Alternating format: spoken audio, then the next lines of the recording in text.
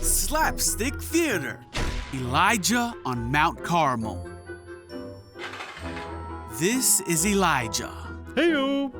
Elijah was a prophet in Israel during the reign of King Ahab. His job was to tell people what God wanted them to hear. This is King Ahab. Whatever. He came from a line of kings who did bad things, but King Ahab was the worst of them all.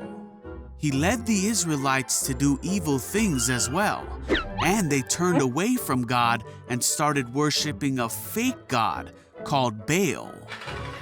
God told Elijah to go speak with Ahab. Elijah told Ahab to bring all of Israel and the prophets of Baal to join him on Mount Carmel. So Ahab did as Elijah asked.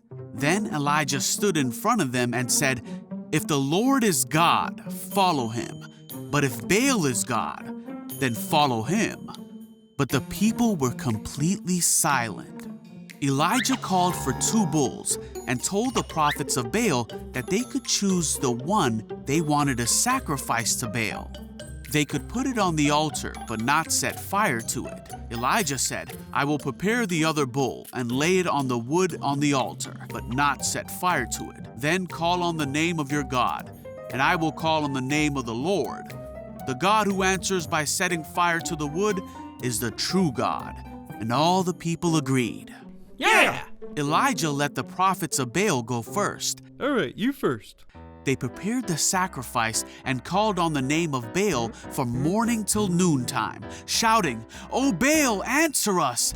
But there was no reply of any kind. Hey! Elijah began mocking them. "You'll have to shout louder. Perhaps he is away on a trip or is asleep and needs to be wakened."